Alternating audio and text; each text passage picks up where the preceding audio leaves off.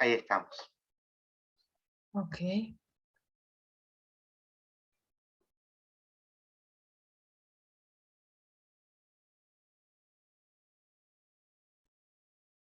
Bueno. Bueno, seguimos con esto, esta introducción, ¿no? La pregunta de la sexualidad, cómo la ubicamos. Estas son algunas, entonces, algunas ideas que tenemos que tener como tips para repensar la sexualidad. Con lo que me había quedado el último término es el concepto dinámico, la sexualidad que es un proceso. En el ámbito ético, nosotros decimos que somos, pero nos hacemos. El hombre nace, no nace un mono, nace un humano, pero la realización del humano es un proceso. Esa tensión de ser y construirse no debe ser resuelta, no debe quedarse uno solo con una parte, somos, no, no, no, nos hacemos también. Entonces, la sexualidad también hay que atravesarla con estas categorías. Somos humanos sexuados que nos vamos realizando también en nuestra sexualidad. Si yo les pregunto desde el dato biológico, ¿dónde acaba la etapa de formación biológica de la sexualidad? ¿Quién se animaría a decir cuándo acaba la sexualidad biológica, su proceso de formación? ¿Cuándo se acaba? ¿Alguien se anima? Cuando te morís. Sí, pero biológicamente el proceso de desarrollo, ¿dónde se acaba? Vieron que muchas veces pensamos, por lo que nos enseñaron, que el proceso acaba en la adolescencia, ¿no? No, en la adultez, ¿Por qué en la adultez, Mabel? por cuando uno cambia las etapas, la menopausia, andropausia. Exacto, perfecto, María, perdón, exacto. Díganme si somos capaces de hablar de la andropausia, primero de la menopausia, y díganme si los varones de una cierta edad empiezan a tomar conciencia de la importancia que tiene la andropausia también para ellos. No, Leonel, realmente. Es decir, y como si no les pasara nada, y no saben la cantidad de cosas que les va a pasar. Leonel, sos muy joven, por eso lo digo así. Pero a lo que voy yo es que el desarrollo de la biología sexual no acaba en la adolescencia. Es verdad que nuestra formación, cuando éramos chicos, nos formaban el aparato reproductorio, punto, y ahí se acababa. Y después nos decían a las mujeres que después nos íbamos apagando, porque la mujer en la menopausia tiene un montón de problemas y ya no puede quedar embarazada. Entonces, psicológicamente la mujer vive esa etapa como algo negativo y no descubre desde el comienzo las ventajas, sino descubre las desventajas porque no puede. Es decir, que la llave de lectura de esa etapa de la edad se lee desde el valor de la procreación. Entonces, después cuando uno charla con mujeres y empieza a hablar sobre estos temas, es muy interesante porque también van descubriendo otras cosas. Pero, ¿por qué no se enseña esto en los colegios? ¿Por, ¿Por qué no se enseña que la sexualidad debe ser vivida y comprendida también como un proceso que nos lleva toda la vida, como decía ahí, si no me equivoco, Mabel? Es un proceso que nos acompaña en nuestro desarrollo. Y que si nosotros, si desde la biología pensamos que es solo la procreación el único valor de la biología, nos equivocamos, porque también está el placer. Aquí tendríamos que hablar del dato biológico del placer en la mujer y en el varón, y nos vamos a dar cuenta, sobre todo, que en la mujer no está necesariamente conectado con la reproducción. Entonces, tenemos en un ámbito religioso donde todavía el concepto placer nos pone incómodos, menos hablar de los datos de la mujer, se imaginan. Pero tenemos que hacerlo, tenemos que superar esos miedos, tenemos que hablar, porque tenemos que hablar de lo que somos. Y Dios vio que era bueno. Entonces, tenemos que desmitificar las miradas negativas que tenemos sobre la corporeidad y descubrir también la belleza con la que Dios nos crea de un modo determinado y bueno, trabajar eso también con los chicos, no solamente poner o ocultar ciertas temáticas. Bien, más o menos sabemos lo que tenemos que superar. El binarismo, la comprensión de la antropología del humano como que su valor supremo es lo espiritual y no lo corporal, etc. Una cosa que quiero acá decirles, es muy interesante porque en el ámbito religioso nosotros tenemos que hacer un trabajo de quebrar, liberarnos. En una cultura, los chicos, donde están todos liberados, pero no están acompañados, no hay un acompañamiento serio para que ellos maduren en esa sociedad de adolescentes donde todo, y además está tragada esa sociedad por el consumismo, que hay otros intereses ahí, ¿no?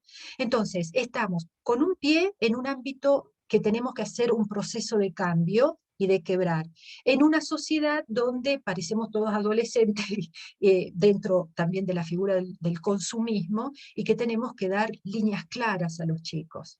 Entonces, nuestro trabajo no es simple, porque ahí estamos nosotros en el medio. Pasamos a la idea de la imagen de Dios. ¿Cuál es el Dios que tenemos? ¿En qué Dios creemos? Acá les paso un montón de chistes. Esto es un chileno, que son chistes muy interesantes. Son chistes, eh, no tenemos que ofendernos, pero es interesante leer algunos, ¿no? Por ejemplo, el primero dice, ¿vas a salir? ¿Nos traes alpiste? Es decir, es un chiste viendo que el Espíritu Santo es la paloma, ¿no? Entonces la gente que no cree tiene esa idea de que el Espíritu es una paloma, es interesante ese chiste. ¿Cómo entendemos al Espíritu Santo?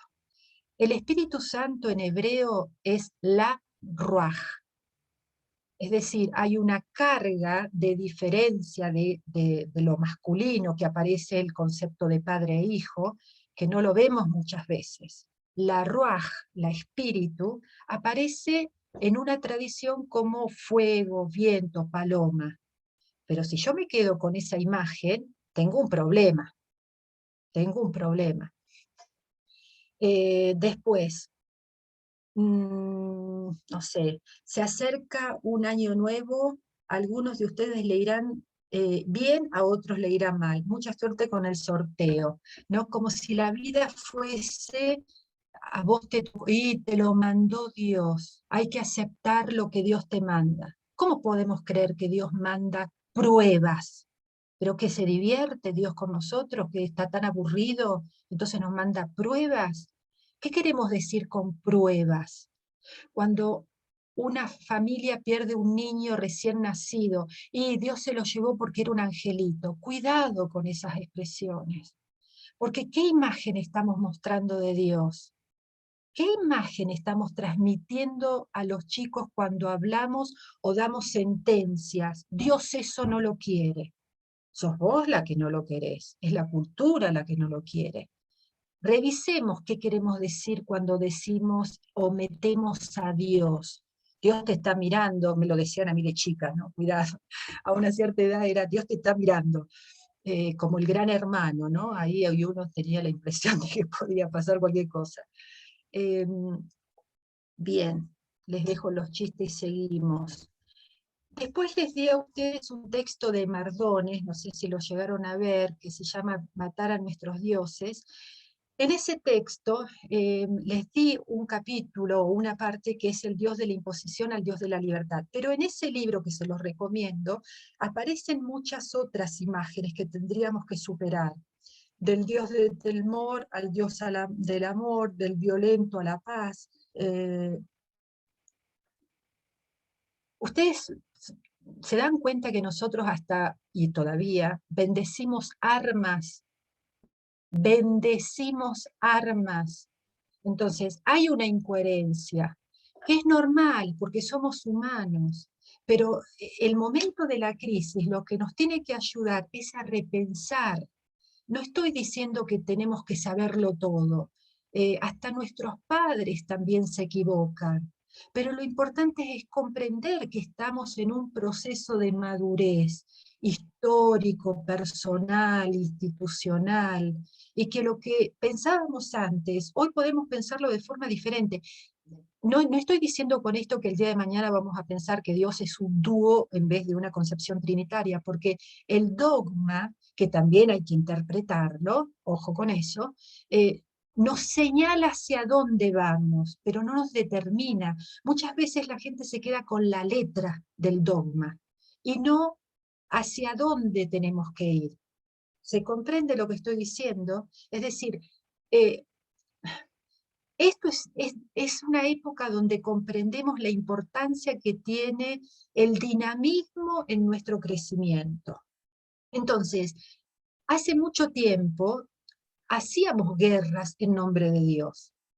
Cuando Dios decía en la Biblia, no matarás, los judíos interpretaban entre nosotros, porque en los relatos del Antiguo Testamento Dios manda matar a todos, hasta mata a los primogénitos de los hijos de Egipto. Entonces, ese es el Dios cristiano.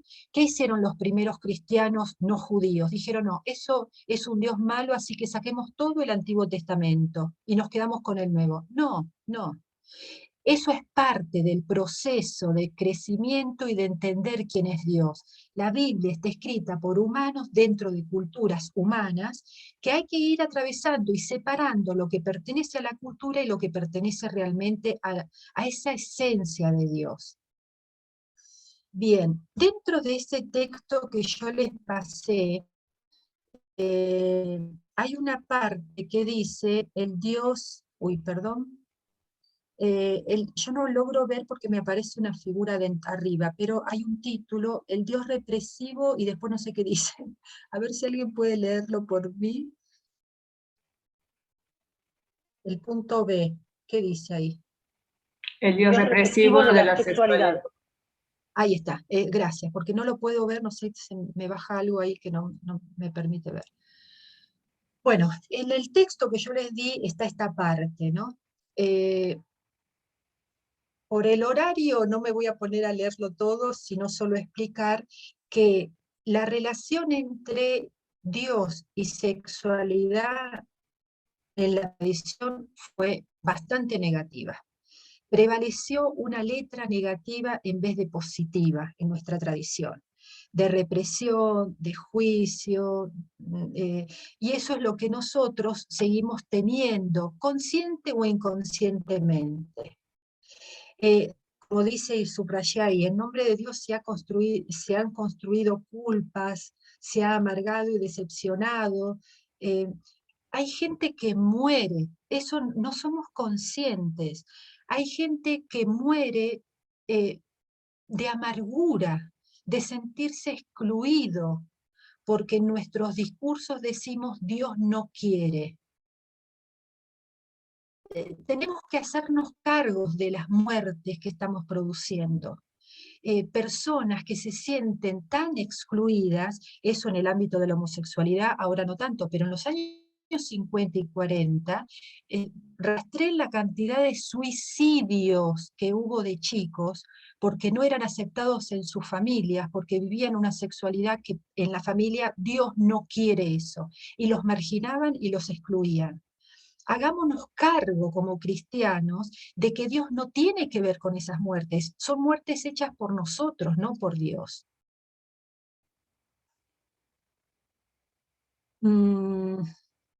Bueno, acá hay una frase también muy interesante de Beauvoir, dice el autor, Dios pasó a ser visto. ¿Quién puede leer ahí? Porque no logro verlo. No sé cómo sacar eso. Dios pasa a ser visto como alguien autoritario, un poder que desconfía de la sexualidad y que castiga hasta el mínimo desliz de las supuestas faltas en el campo de la sexualidad.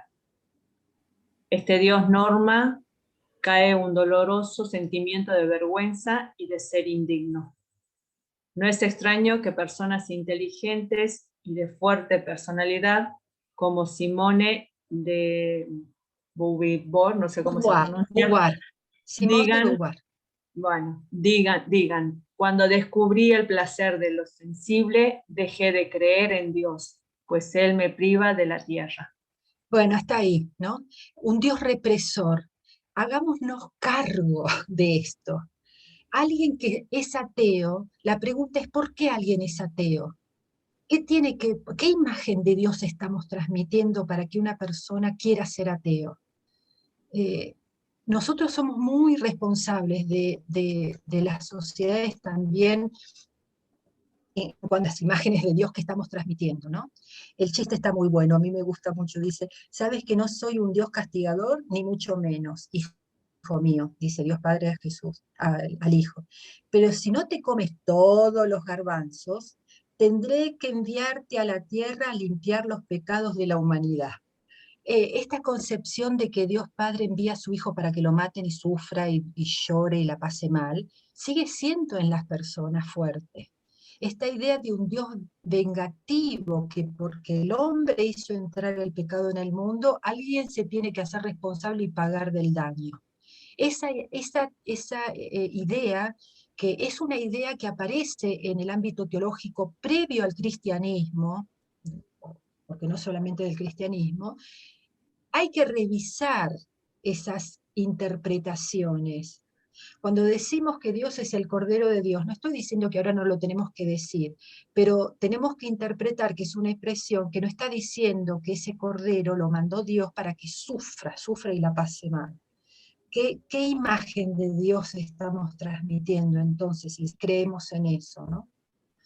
Bueno, por último, en este punto, claramente que nosotros tenemos que ver el Dios de Jesucristo. Es decir, Jesús nos habla de Dios sobre todo con acciones. El Dios Padre de Jesús está presente en las acciones de Jesús. Y ya vamos a ver varias acciones de Jesús que realmente para el contexto y la época son revolucionarias. Entonces, lo que yo tengo que entender de que si en la época de Jesús molestó tanto ciertas reacciones de Jesús, hoy también pueden molestar ciertas reacciones que hacemos, o pueden molestar ciertas acciones que hacemos hoy como reacciones porque son revolucionarias, porque van contra un modelo cultural que hay que romper. Último punto, y vamos a ver si llegamos, que es la comprensión ética. Esto es fundamental, porque acá está el tema de cómo juzgamos. Nuestros juicios de valores, fíjense en esta imagen, una chica occidental, una chica musulmana, que las dos dicen lo mismo, tienen las mismas miradas, pero atravesadas por culturas diferentes. Es decir, el juicio de valor existe, pero hay que ver por qué juzgamos así, desde dónde lo hacemos. Dentro de un análisis ético y moral, ahora voy a explicar un poquito qué es eso, aparece la mirada ética moral atravesada por los conocimientos. Cuanto más conocimientos tengamos de la sexualidad, es decir, cuanto más las ciencias nos digan qué es la sexualidad, nuestro juicio de valor va a ser justo. ¿Vieron cuando dicen que la educación nos libera? Bueno, va por el mismo carril. Cuanto más nos informemos y nos formemos en el tema de sexualidad, la valoración y nuestros juicios de valor van a ser más justos. Es verdad que las ciencias están en proceso, la psicología, la biología, estamos en proceso de aprendizaje, pero también en el conocimiento está las experiencias de cada uno. Escuchemos a las personas que nos hablen ellos de su propia experiencia sexual, de su propia identidad. Y ahí podemos empezar después a juzgar. Estoy en contra de esto. Cuando esto baja a lo concreto, ya es muy difícil juzgarlo negativamente, tan fácilmente, porque por detrás hay una persona que sufre. Bien, en cuanto a ética y moral, acá presento dos definiciones. Yo sigo a una filósofa que se llama Adela Cortina, que tiene esta definición bastante simple que me puede ayudar o los puede ayudar. La ética y la moral son dos conceptos que en el ámbito católico o cristiano están como sinónimos. Algunas veces se hablan como sinónimos, pero en realidad hay acentos diferentes. La moral lo que hace es dirigir la conducta cotidiana, ¿no? Mientras que la ética reflexiona sobre la moralidad.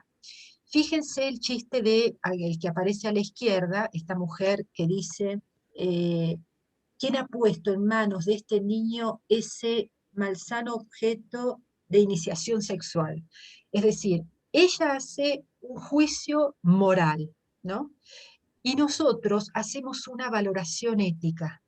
Juzgamos y observamos por qué esa mujer dice lo que dice, desde dónde lo dice, qué hay por detrás, qué entiende por valor, qué entiende por sexualidad. Es decir, que el discurso ético es más profundo, por eso dice de carácter filosófico, ¿no? Más profundo.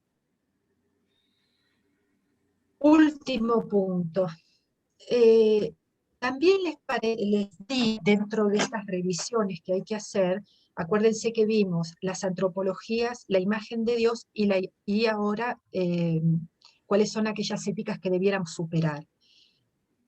Yo les pasé un texto de un teólogo que se llama Marciano Vidal, y él dice que existen en el ámbito cristiano unas éticas, un modo de pensar la moral, que debiéramos superar, porque son insuficientes para un cristiano del siglo XXI que quiere y entiende que el proceso ético-moral es la realización del humano en su plenitud, ¿no?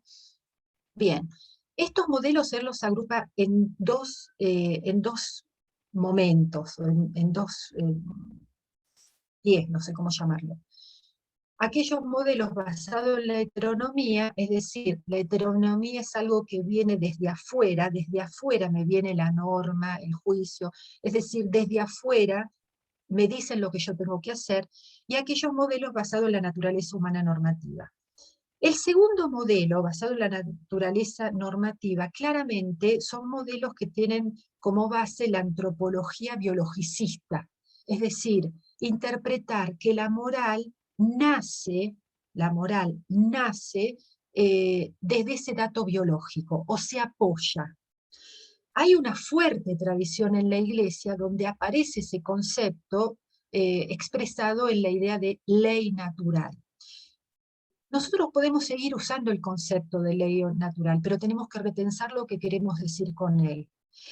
Yo los invito a que lean el texto porque ahí él muestra cómo ese concepto está atravesado por una idea de algo fixista, algo esencialista, que todos reciben. ¿Vieron cuando a una vaca se le hace una marca en el cuerpo con acero, con el fuego? Bueno, hay gente que piensa que esa ley natural es algo que traemos al nacer, algo fijo. Tiene su sentido histórico, como nació hay un motivo, pero hoy no se sustenta. Cuando yo era chico, mi abuelo me podía decir, esto no es natural, pero hoy decirle a un chico, esto no es natural, ¿qué queremos decir con eso? ¿Qué entendemos por natural? Santo Tomás, siglo XIII, hablaba de pecados contra natura. No estoy diciendo que no existan, pero era una forma de interpretar el pecado en base de la naturaleza, porque para ellos en la naturaleza existía esta ley marcado por Dios. Bueno, eso es lo que hoy está en revisión, y no son modelos que nos ayudan a madurar. No digo que sea simple, pero son modelos que debiéramos empezar a superar.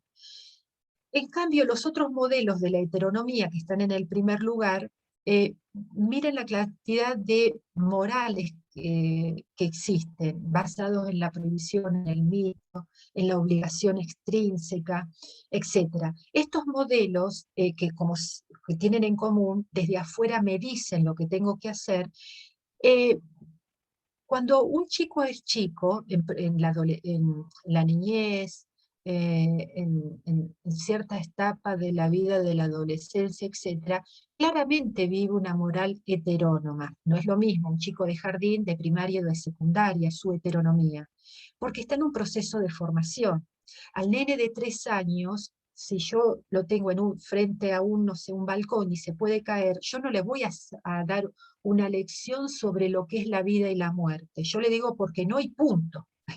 Es decir, el lenguaje se adapta a la edad del chico. Y el chico a una cierta edad no tiene esa capacidad de comprensión, de aprender éticamente o moralmente ese mensaje. Lo aprende y punto, porque lo dice mamá, punto. A medida que crece, necesita crear su pensamiento ético y moral. Pero si yo a los 30, 40 años le digo a alguien, porque lo dice Dios y punto, tengo un problema. Matar no está mal porque lo dice Dios. Matar está mal porque comprendemos que en la creación el hombre es un hombre creado por Dios, tiene dignidad, etc. Y que destruimos la creación. Entonces, no lo hacemos porque otros nos lo dicen, sino que no lo hacemos porque descubrimos el valor. Somos adultos y somos capaces de apropiarnos de esa negatividad, decir, no, no lo voy a hacer, porque yo decido de hacerme cargo, porque he descubierto un valor por detrás de esa vida en este caso, ¿no? Bueno, y ahí hay una serie de clasificaciones que les pediría a ustedes que la lean, basados en la provisión, en el mito, esos son más antiguos, pero me parece que no tenemos tiempo y yo quiero cerrar esto, al menos charlando con ustedes un poco, ¿no? Les dejo hasta acá esto. Lo demás lo vamos a ver, lo retomo en el próximo encuentro, pero me importa que charlemos un poco hasta acá a ver si comprendimos, entendemos, cómo estamos, qué problemas tenemos, etc. Resonancias, cómodos, incómodos, sobre todo me interesa la incomodidad, porque acuérdense que esto es un espacio para decirnos de todo, para tratar como un laboratorio de hacer pruebas. Hola, buen día, Marcela. Hola, Mi Susana. nombre es Susana, ¿cómo estás? Bueno, la verdad es que muy contenta de poder participar de este encuentro. Sinceramente, lo primero que surgió en mí fue qué verdad, ¿no es cierto? Porque tenemos que ver con nuestra historia y nuestra formación, y cómo esto sale en nuestro día a día. Tiene que ver con cómo fuimos educados, y esto de desmitificar y repensar. Sinceramente agradezco muchísimo porque me está ayudando a crecer. Gracias. Gracias, Susana. Alguien que se Hola. siente mal. Ah. Bueno, No, bueno, hola, buen día. Hola, Gabriela. Bueno, no, sentirme mal, no me siento mal, simplemente he seguido con mucha atención la ponencia y me detuve en Adela Cortina porque justamente ella trabaja la antropología desde una construcción histórica del hombre, y mirándolo más en profundidad, encaja muy bien en todos estos conceptos y estos paradigmas que la cultura nos va construyendo a nosotros, ¿no? Esto de mirar, de ser superior, que, bueno, que nos da un mandato a seguir, y que si no lo hago seré castigado, ¿no? Y que como esa construcción histórica de Adela Cortina justamente nos da otro mensaje. Si somos una construcción histórica, pues vayamos adoptando nuevos conceptos, nuevas miradas, porque el niño de hoy, el joven de hoy y hasta el adulto, se va, digamos, acomodando a estas nuevas modas, por así decirlo, y con mucho respeto del mundo de hoy. Entonces, yo creo que tenemos que mirarlo así, no somos únicos, definidos y estructurados para funcionar así. Al contrario, nos vamos modificando y como dice Adela, nos vamos reconstruyendo históricamente. La historia de nuestros ancestros es muy diferente a la nuestra. Claro. Y está muy bueno, me gustó mucho la mirada, o sea, esto de poder mirar, la oportunidad de poder mirar este mandato que ha sido cultural desde la Iglesia y que, bueno, que lo tenemos que transformar, porque si no, seguimos como en la Edad Media, me parece. Está muy bueno, así que yo agradezco porque Algo está que muy quiero interesante. aclarar de esto, estoy leyendo algunos, algo que quiero aclarar. El magisterio tiene un proceso de cambio. El magisterio no siempre pensó del mismo modo. Si ustedes eso toman conciencia porque leen y estudian, lo van a ver. El magisterio antes del concilio en algunos temas pensaba muy diferente a hoy. Entonces, cuidado con divinizar la letra del magisterio. Para nosotros, y yo en mi caso que soy teóloga, lo que dice el magisterio es una fuente muy importante de discernimiento. Pero yo como teóloga reconozco y leo como adulta la letra del magisterio. Y lo que a mí me pone triste es pensar que los laicos que no estudian teología tienen que ser sirvientes de creencias como si fuesen niños. No, señores, son adultos.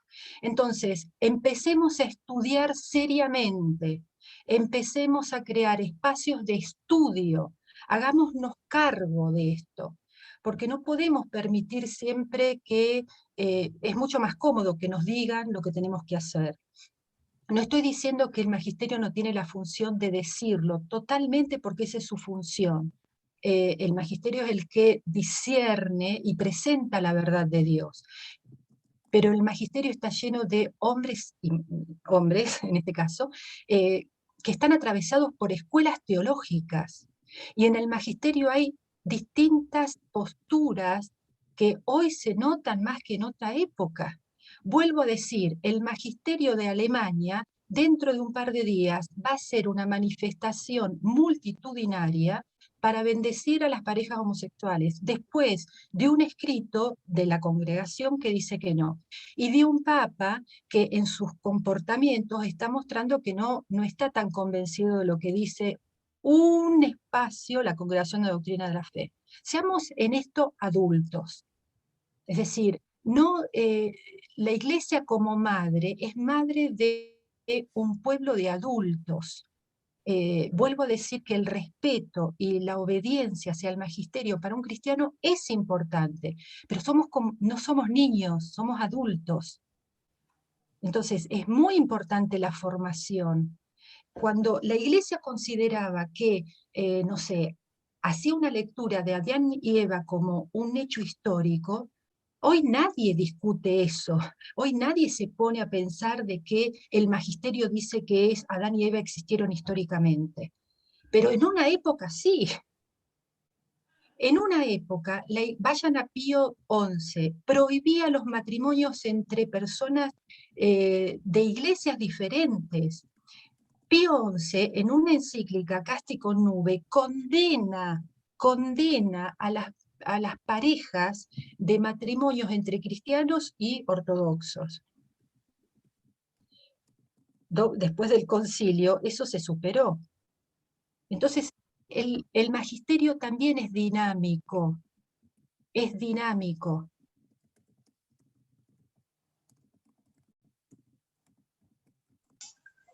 Sí, gracias Marcela por todo lo que nos vas invitando, ¿no? A mí como que me ayudas a seguir deconstruyendo algunos dualismos, ¿no? que uno tiene interiormente, ¿no?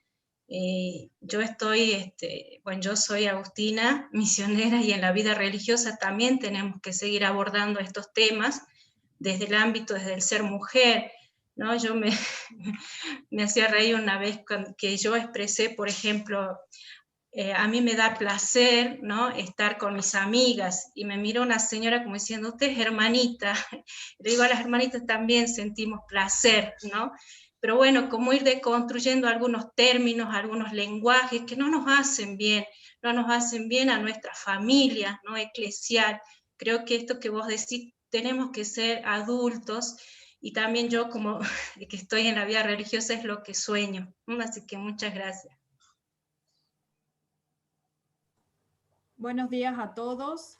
Yo quería compartir dos cuestiones que me quedaron dando vuelta. La primera, bueno, pienso mucho en esa frase de Agustín de que nadie puede amar lo que no conoce. Y es como una primera, digamos, obligación, entre comillas, para nosotros como cristianos, tratar de profundizar en ese conocimiento de Dios que muchas veces es muy superficial y no sabemos, digamos, cómo hacerle frente nosotros que somos docentes a los cuestionamientos de los chicos que están en ese espacio, en esa etapa de búsqueda de muchas respuestas. Y la segunda cuestión es que el año pasado también, invitado por los jesuitas, hice un curso de formación y también se puso, ¿no?, sobre la mesa, si bien el tema no era la sexualidad, también era la cuestión esta de cómo actualizamos el mensaje de Dios, que es un mensaje siempre actual en realidad, pero que tenemos que nosotros adaptarlo digamos, al contexto en el que vivimos para que ese mensaje siga siendo rico y produzca fruto.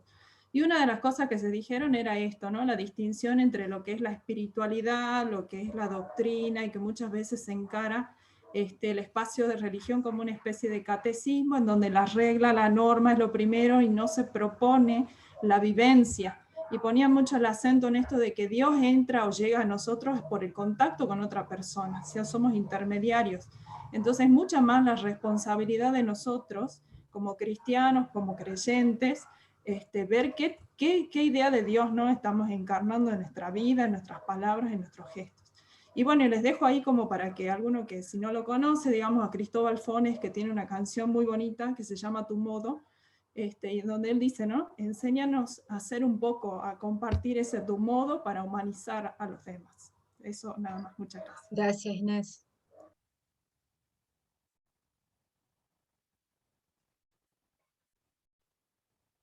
Yo solo quería agradecer porque estamos varios del colegio compartiendo hoy, ¿no?, esta mañana, y creo que nos ayuda mucho a esto de poder aproximarnos más a los chicos, ¿no?, y también a las familias, porque por ahí nos quedamos en muchos ritos, pero no tienen como mucha significación.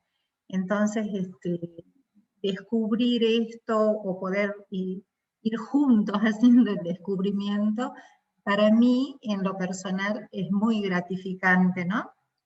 Porque para mí el colegio no es solo un trabajo, es parte muy importante de la vida. Entonces, tiene que ver, ¿no?, con lo que creemos, con lo que pensamos, para hacer, para ir a la acción cotidiana de todos los días. Así que muchas gracias. Sí, a partir de eso yo pienso que en un proceso de madurez en la vida, las crisis son necesarias. Nadie hace un proceso de madurez sin esa percepción de incomodidad. No digo que sea fácil, además yo tengo un temperamento bastante, cuando estoy convencida de algo, lo sostengo, ¿no? Entonces, yo lo que les pido es que busquen aquello que incomoda. Eso es el lugar donde tienen que trabajar. ¿Qué es lo que me incomoda? Porque cuando estamos bien, también hay que revisar por qué estamos bien, totalmente de acuerdo. Pero en este discurso de la sexualidad, aquello que me hace ruido, no pasarlo, detenerme y pensar, por eso las primeras diapositivas giraban en torno a mirarme frente a un espejo, tener el coraje de mirarme y decir y ver por qué pienso así, qué está pasando en mí, en qué me estoy apoyando. Algunas veces es difícil porque estoy moviendo un piso donde yo me formé y me sostuve durante años. Y algunas veces eso donde estoy parado me permitió ser quien soy. Entonces, no es fácil, yo no estoy diciendo que sea fácil, pero nosotros como educadores, si no hacemos ese proceso, no somos buenos educadores, no somos buenos educadores. El educador debe pasar por la crisis. Si no se pone frente a sí mismo, no es un buen educador porque no está haciendo experiencia, está transmitiendo mensajes que los chicos no van a recibir y va a pasar en la historia como un profesor o una profesora más y punto. Nosotros tenemos que darle todo a los chicos. y nuestra experiencia, ¿no? Claramente.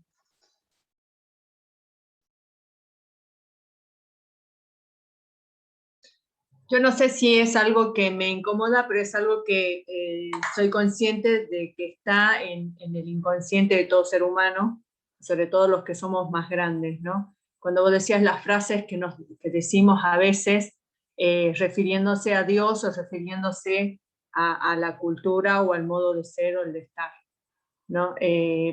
Voy a tratar de poner un ejemplo para ver si me hago entender.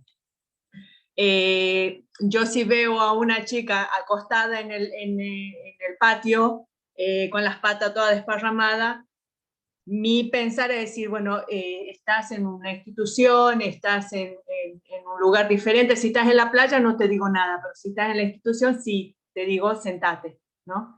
Y la lectura de los chicos es, podemos hacer lo que quiera, somos libres, ¿quién nos va a mirar? ¿Quién no sé qué? Entonces, cómo ser cuidadosos a la hora de poder como entrar en diálogo con estas cosas, con los chicos y nosotros, sobre todo el imaginario que nosotros tenemos, pero las palabras pueden salir cualquiera y todas las que quieras. El tema es que esa palabra sea interpretada, pero porque tenga un fundamento, no porque es lo que se dice. No sé si me hago entender. Sí, sí, totalmente, totalmente. Te entiendo. Sí, sí, sí. A mí no me gusta dar recetas que tienen que hacer con los chicos porque vuelvo a esto, ¿no? Son contextos diversos y son ustedes que tienen que buscar en ustedes aquella respuesta que se acerca más a la ética del Evangelio. Así que es un trabajo muy personal. Yo lo que puedo hacer es darles herramientas y acompañarlos. Pero si yo les digo lo que tienen que hacer, entonces estamos en la heteronomía y los trato a ustedes como infantes que me tienen que hacer caso, digamos, ¿no? Y no es mi intención. Sí, Pero sí, sí podemos pensar juntos, eso sí me parece genial, pensemos juntos. eso, como algo que en el inconsciente nos va a salir, a eso quiero decir, en el inconsciente, Claro. esto es lo que me incomoda o lo que incomodaría a otros. Es el Ok. inconsciente que a mí me sale. Por ahí me gustaría que fuera de otro modo y que alguien tenga la receta, obviamente nadie la tiene, ¿no? Pero es el inconsciente el que sale y caer en la cuenta de ese inconsciente que me sale diciendo, la norma dice que así, que nos tenemos que comportar así, que nos tenemos que andar así. Y Sí, siempre sí, nos va a salir. El camino que tenemos que hacer ahora es cómo vamos haciendo ese proceso del cual hablabas, ¿no? De la exacto. mirada, de la palabra y de todo eso. Yo creo que está bueno el camino que viene haciendo nuestra iglesia latinoamericana también, ¿no? Porque en esto que hablas de sinodalidad, no la tienen otras experiencias, otras iglesias como la europea, que es la que se trasplanta desde hace 500 años, ¿no? Es decir, el camino que venimos haciendo desde Río y Medellín, hasta la propuesta hermosa que tenemos en noviembre y este camino de la Asamblea Eclesial Latinoamericana, que no sé si muchos están enterados e invitados en este momento, ni que hablar nosotros que somos iglesia, que cómo lo replicamos esa mística en nuestros colegios. Cuando tenemos jóvenes que hoy participan de otra manera, en el caso mío que estoy en secundaria, ¿no? ¿Qué nos asusta? Para no seguir replicando experiencias que no tienen que ver con nuestra historia de iglesia, de participación, ¿no? ¿Y qué nos pasa hoy? ¿Por qué no podemos tener una mirada de esto de la acogida incondicional? Y la mirada que tuvo Jesús con las personas de su tiempo, que sabemos bien que cuando hablamos de los pecados sexuales siempre estaban las mujeres ahí y nunca tenemos a los varones. Los varones eran ladrones, eran corruptos, pero no en el caso de las mujeres. ¿Y qué hizo con la adúltera?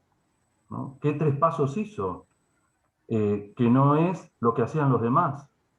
Entonces hoy tenemos jóvenes que abiertamente declaran su identidad sexual, que expresan su vivencia, que tenemos una mirada que todo lo que hacen los jóvenes y adolescentes está mal, están perdidos, ¿no?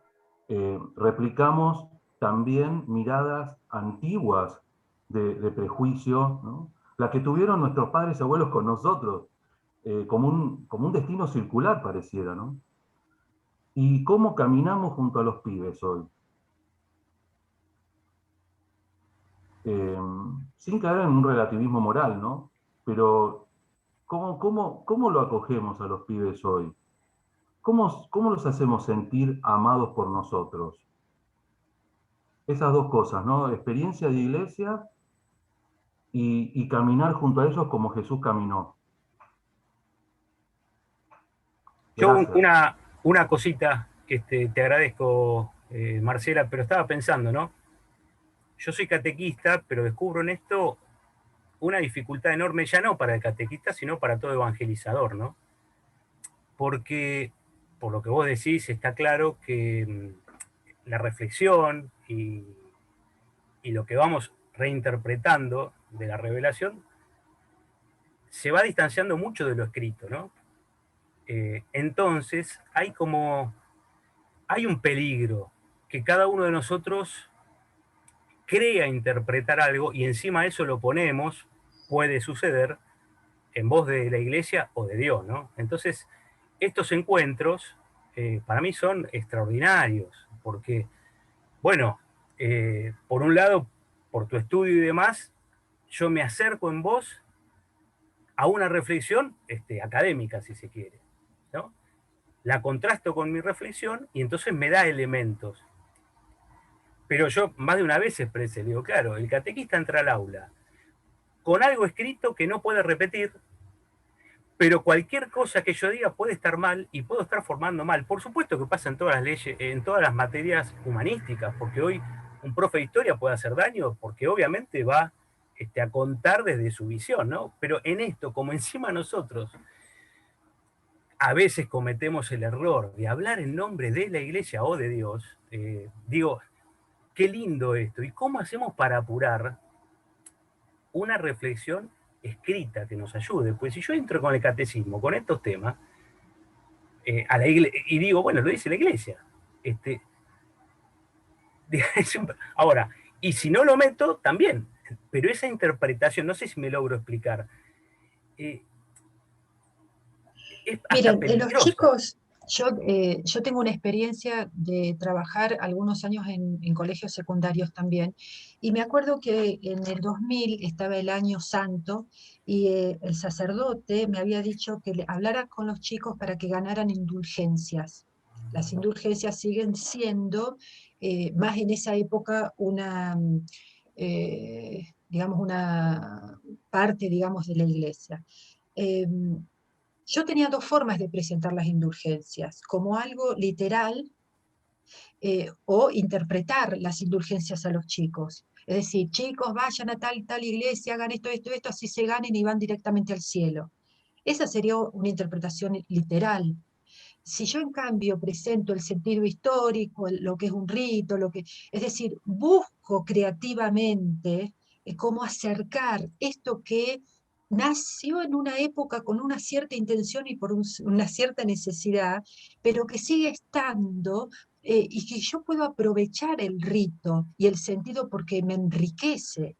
Yo tengo que volver a valorar el significado de los ritos, pero desde mi comprensión moderna, no como era en la antigüedad. Es decir, cuando yo festejo un cumpleaños, lo festejo y lo decoro con un rito, pero no me quedo con el globo. Si no hay globo, no digo que no hay cumpleaños, pero lo que es el símbolo me debe llevar a lo profundo, al mensaje. Entonces, el catequista tiene que aprender, por eso creo que la vocación está en su vocación, a ser creativos y buscar en la letra, no nos alejamos del texto, todo lo contrario, profundizamos el texto y en el texto encontramos ese perfume de Dios. No podemos pensar en transmitir letras, tenemos que transmitir el perfume de Dios, sabiendo que es el perfume y que nos vamos a acercar a Él, pero que no lo vamos a traer sentado ahí y decir, este es Dios, salúdenlo chicos, decir, a través de su letra, ¿no? tenemos 2000 años de historia, porque esto fue así, es un proceso que respondemos a partir de las dificultades culturales que vamos viviendo. No te digo, Alejandro, que sea fácil, pero ahí está la maravilla del catequista que debe ser creativos, debe buscar y no dejar de formarse, por favor. La formación es clave en todo esto, porque hay mucho para decir. Sí, sí, sí, totalmente de acuerdo. Incluso, aparte de la formación, creo que son temas que tenemos que llevar a la oración también, ¿no? Para que este amor, este Dios Totalmente. misericordioso guíe nuestra reflexión y nuestro acercamiento y adecuación a la realidad que nos toca. Sí, sí, totalmente de acuerdo. Pero advierto esa soledad en algún aspecto del catequista, ¿no?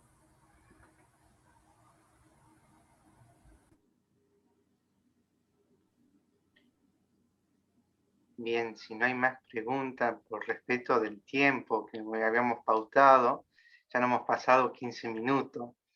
No sé si, no quiero cortar, si hay alguna más pregunta, sería la última, si alguien quiere intervenir.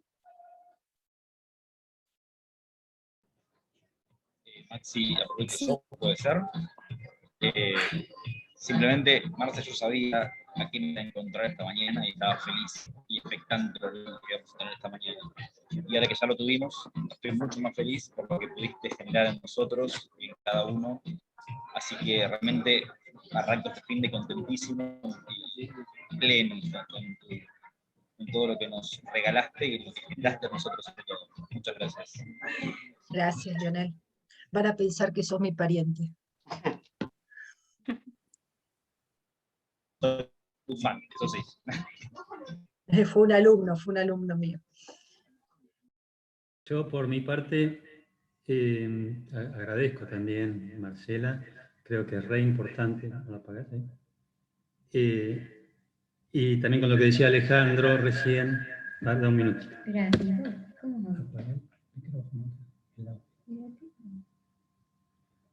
Bueno, creo que ahí se escucha.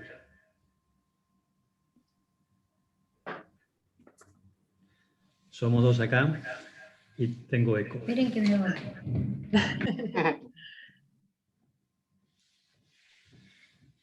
Bueno.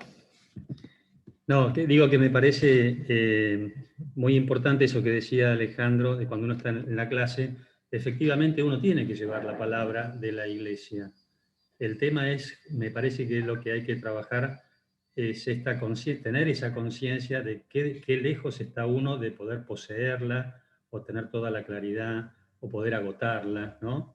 Entonces, creo que efectivamente estamos llamados, o en el momento que estamos ejerciendo eso, desde el rol que tengamos, estamos llamados a así llevar la palabra de Dios, llevar la palabra de la Iglesia. El tema es tener plena conciencia de la distancia que hay entre cada uno de nosotros y eso que nos toca, ¿no? Pero que claramente tenemos que, por ese motivo, formarnos, pensar, rezar, tener una enorme prudencia. Pero nos toca eso y es fantástico. Y por otra parte pensaba, a mí sí realmente me interesó y me moviliza, y hay unas cuantas cosas que me va a gustar leer y pensar, porque sí me siento cuestionado con cosas dichas, y creo que, bueno, que eso es lo más valioso, sí, poder trabajar sobre eso. Particularmente, siento como la importancia, si me emerge como la importancia de cómo congeniar la apertura, una total apertura, tratar de tomar el espíritu de Jesús de acogida a cualquiera, a todos, ¿no? Cómo congeniar eso con el rol nuestro de educar y de guiar y ayudar a que cada uno pueda ir descubriendo y construyendo o desarrollando una identidad, en este caso una identidad sexual valiosa. Porque ahí sí, yo creo que para nosotros no es hacer de cuenta que todo es igualmente valioso, que todo va a satisfacer, va a ayudar a la felicidad, en cualquier forma se va a hallar la misma realización y la misma felicidad. Entonces, ¿cómo? A la vez de ser absolutamente respetuosos, a la vez ser propositivos desde lo que con todo respeto, con todo, sin creer tener la verdad absoluta, más que la que Dios nos dice, pero cómo proponerlo, y cómo proponer formas valiosas de la vivencia de la sexualidad. Esa dualidad es la que, bueno, espero poder ir progresando y que me siga ayudando la reflexión con ustedes. Gracias. Yo diría, Maxi, si no hay más preguntas o más comentarios por ahí, que nos quedemos nosotros un ratito, ¿puede ser? Sí. Antes de despedirnos, quiero, pues ya se están yendo, recordarles algo. Hay una cadena de email que tengo a partir de su inscripción. Si yo voy a incorporar los nuevos que fueron inscribiéndose, que me fueron enviando, para que les llegue nuevamente el material, les llegue la presentación de hoy y les llegue un poquito más también un formulario como evaluación de este encuentro. También recordarles que esta es una formación de 5 encuentros. Por eso pedirles que nos ayuden en la perseverancia, en la continuidad. Nosotros nos encontraríamos el próximo 29 de mayo, con el mismo link que ya le hemos enviado. Este sería el link para todos nuestros encuentros. De igual manera, cercano a la fecha, voy a volver a enviarles un email con el link y recordando esto. Pero bueno, si pueden reservar. La idea es que esto está pensado en 5 encuentros, para ir reconstruyendo. Este era lo inicio. Yo sé que cada uno tiene sus compromisos, sus cosas, pero si podemos mantener los encuentros, nos ayudan a tener una idea y no con huecos, o sea, por lo menos ir construyendo juntos.